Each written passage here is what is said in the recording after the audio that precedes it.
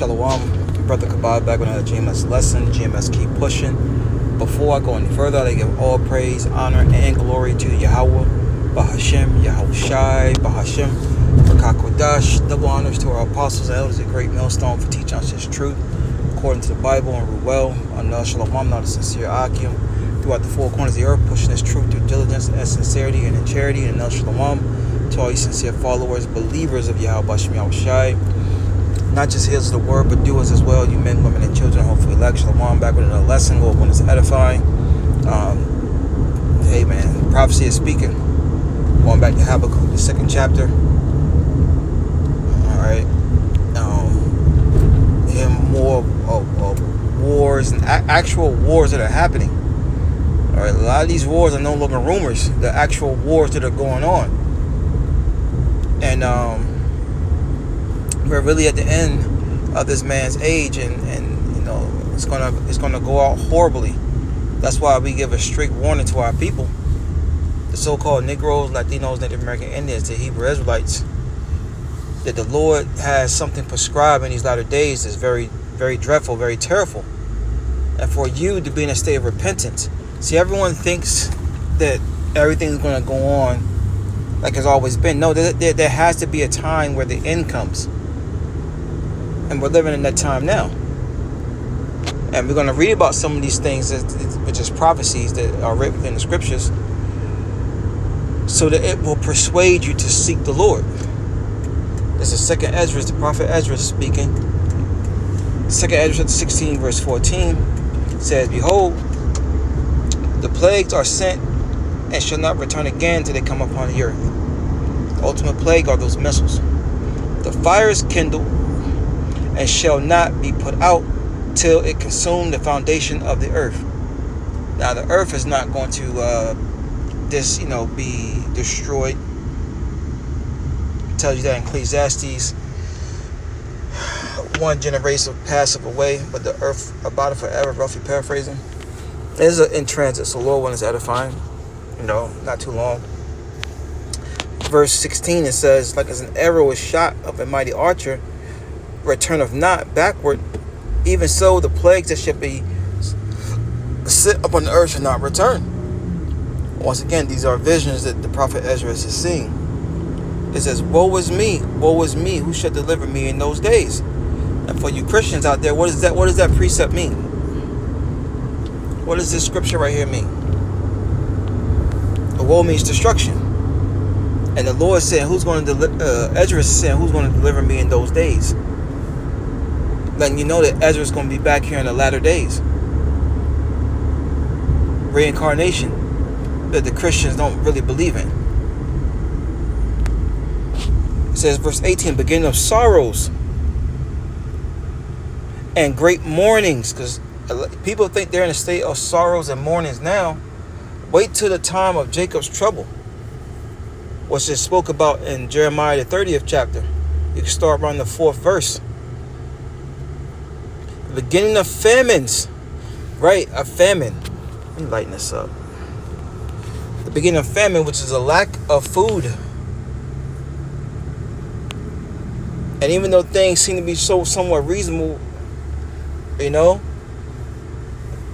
evil is going to continue to grow in the earth. As it tells you in 2nd Ezra, I believe it's the 6th chapter or the 8th chapter, one of those chapters. Evil is going to continue to grow in the earth. They're going to think themselves being a good case. Right? There's going to be a lack of food available for you. A lack of resources, things you need to survive, water. And the Lord knows what we need to survive, and the elect is going to be well taken care of. The hopeful elect's going to be okay. We're living in a time of seeking the Lord when it's not the thing, in a sense. The true power, Yahweh, Bahashem, Yahushai.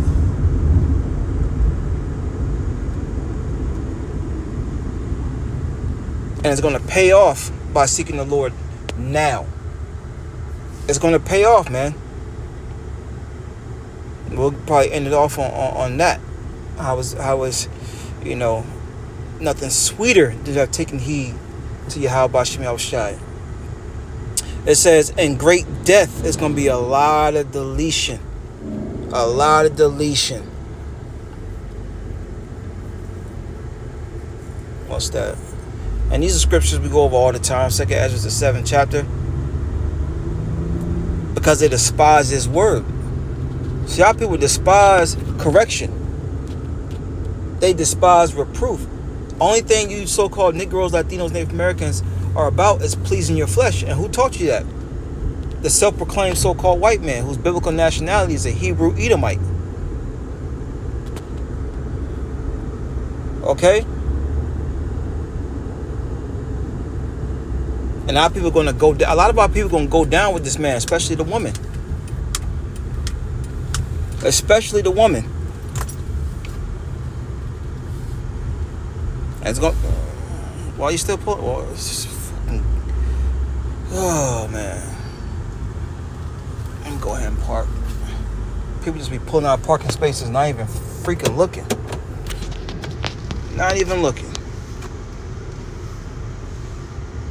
But give me 1 second. Whew. Ugh. Tired, man. Tired. Yeah, how about you? I was shy. Ooh, man. Lord, come back quickly. But anyways, it reads on 2nd Ezra 16:18. The beginning of sorrows and great mournings, the beginning of famine and great death, the beginning of wars, and the power shall stand in fear. Right, because things are going to get out of their hands. Because ultimately, this is Yahweh, Bahashem, Yahweh Shai, the world calls God and Jesus. All right, this is their show. This is their show. The beginning of evils. What shall I do when these evils shall come? Watch and pray, like it tells you in Luke 21. Watch and pray that we are be able to be found worthy to escape the things that are coming. And the ultimate thing that's coming is our temptation to see him.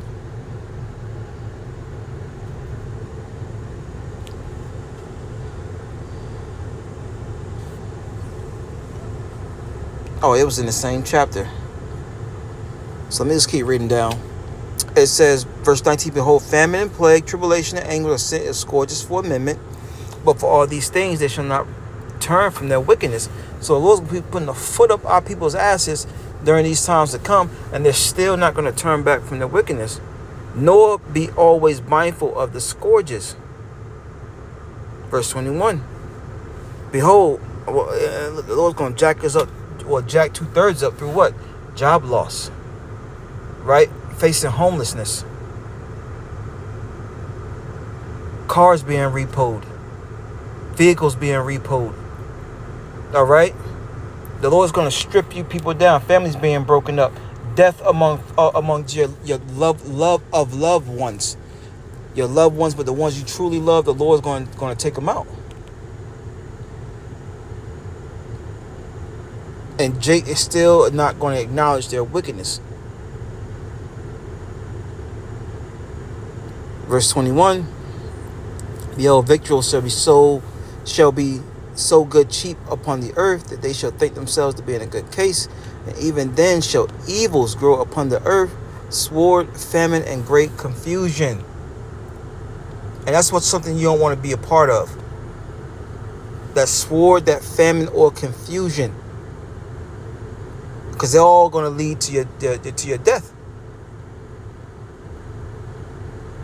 Isaiah 33:6 comes into mind, that this wisdom and knowledge should be the stability of thy times. It's going to keep you stable, unmovable. Right? And these times, our faith should flourish. Seeing these prophecies come to pass, man. It should flourish.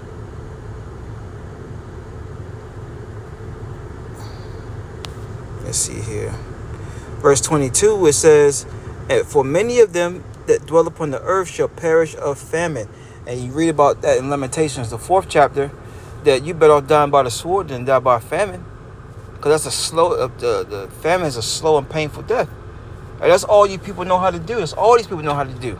Is eat. That's why everyone's all out of shape, man. Everybody's all out of shape. Because they're addicted to these GMO foods. And they're addicting. Right? Here it is. You know, you can't control what you put in your mouth. How can you control your life? How can you control your life? Well, you don't have the control to not put something in your mouth that you know is not good for you. Another reason why we need Yahweh Shai, man. It says, verse 22, for many that dwell upon the earth shall perish of famine, and the other that escape the hunger shall the sword destroy. So you not getting away. You not getting away from the Lord, man. I meant to bring this out yesterday on a live stream me and the brother Hawad did. This is Jeremiah 15 and 1. It says, then said the Lord to me, though Moses and Samuel stood before me, yet my mind could not be towards this people. Talking about the Israelites, cast them out of my sight, let them go forth. And it shall come to pass, if they say unto thee, whither shall we go? Whither shall we go forth? Because in these days, Jake is going to be in a more confused state than ever. They're not going to know which way to turn. To trust the white man, the system, all right, trusting their weaponry, jobs, okay, drug. They're not going to know which way to turn. They're going to try to turn to Yahweh B'Shem Yahweh Shai, but guess what? Then shalt thou tell them, thus said the Lord, such are for death to death, and such are for the sword to the sword, and such as are for the famine to the famine, and such as are for the captivity to the captivity. Whoo! So the Lord got different judgments prescribed for 2/3 of our people. And when we see these judgments, we're going to know there was nothing better than the fear of the Lord.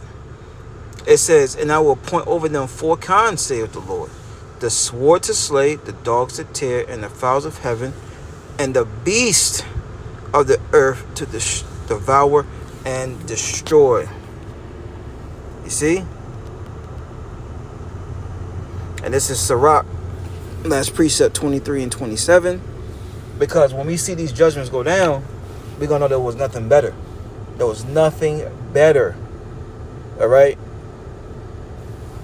God just pulled up. He's all in my freaking face. Trying to see what the hell I'm doing. Anyway, Sirach 23, also known as Ecclesiastes 23 and 27. And they that remain shall know that there is nothing better than the fear of the Lord. What does fear mean? To be greatly terrified of someone or something like he causing pain. Right? Deuteronomy 32 and 39 comes to mind. And that there is nothing sweeter than to take heed unto the commandments of the Lord. Right? Because when we in them chariots, Lord's will, we part of that hopeful elect them to be delivered and saved up out of this bitch. We're going to see the torments, like that happens during Jacob's trouble, that happens, once them, because we're going to see it during Jacob's trouble, the torments that happen to our people. But ultimately, when them missiles hit, man, when we up in them chariots, Lord's will, we're going to see the judgments that play out upon the wicked of our people, the wicked that trusted in this man's system, the ones of our people that turn their backs on Yahweh B'Shem Yahweh Shai, man. And yes, these seem like troubling times, but what did the Lord say? Let's go back to Sirach. Is that Sirach? No. Let's go back to 2nd Ezra 16. There are things like troubling times, but we had nothing to worry about because the Lord said what? It's the 2nd Ezra. Is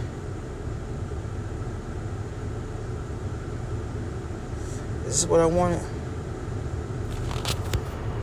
Let's see here.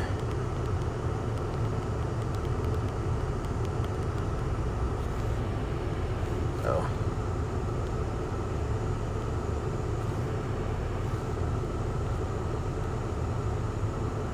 Nah, maybe this might be it. I'm gonna read it. 2nd Ezra 16, and yeah, this is what I wanted. 16 and